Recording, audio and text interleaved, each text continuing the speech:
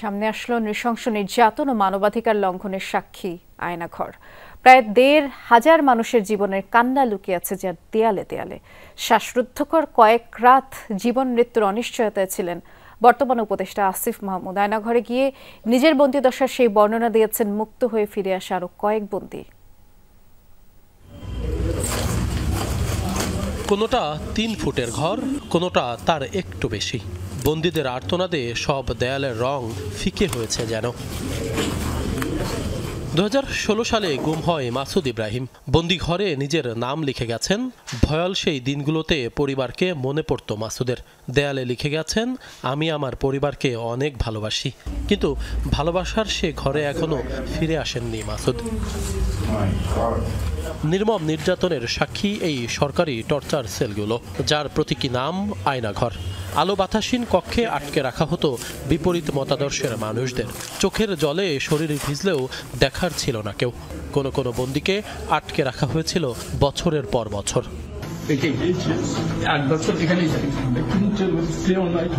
পরিস্থিতি পাল্টালে ভাগ্য খোলে কারো কারো। মুক্ত হয়ে ফিরে আসেন প্রিয়জনদের কাছে। এবার প্রধান উপদেষ্টার সাথে আয়নাঘর দেখার পর বন্দি জীবনের স্মৃতিতে ফেরেন কেউ কেউ। জুলাই আন্দোলন সরকারের নিয়ন্ত্রণের বাইরে চলে গেলে আটক করা হয় শিক্ষার্থীদেরও। আয়নাঘরে নিজেদের বন্দি কক্ষ ঘুরে দেখেন উপদেষ্টা নাহিদ আসিফও। আচ্ছা, বাইরে কিছু দেখি নাই, শুধু ভিতরে দেখছি। দেয়াল দেখে আমি চিনতে পারছি এইটা তো দেয়াল ছিল। যখন আমাকে চোখ খোলা হয়েছে তখন আমি দেখি এরকম একটা প্রভাবে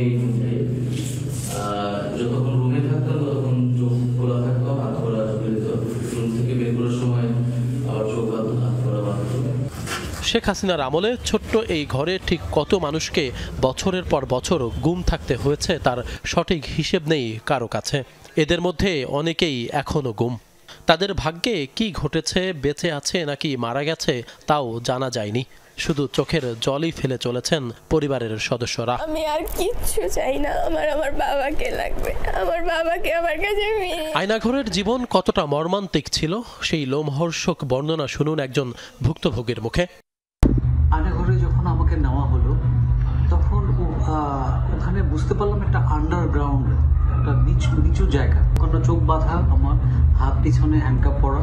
পরে ওখানে নামিয়ে একটা চেয়ারে নামানো হলো। তো চেয়ারে বসানো হলো আমাকে। সেই চেয়ারটাতে হাত দুটো বেঁধে দেওয়া হলো এবং আমার কানে দুটো ক্লিপ লাগিয়ে দিয়ে মানে ইচ্ছা মতো ইলেকট্রিক শক দেওয়া হলো।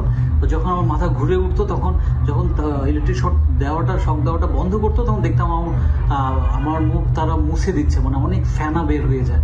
এভাবে ইলেকট্রিক শক দেওয়া হয় এবং সেন্সিটিভ পার্টে আমার ইলেকট্রিক শক দেওয়া হয়। গুম কমিশনের রিপোর্ট অনুযায়ী রাজধানী ছাড়াও দেশের বিভিন্ন স্থানে বহু আয়নাঘর রয়েছে। আশিক মাহমুদ, যমুনা নিউজ, ঢাকা।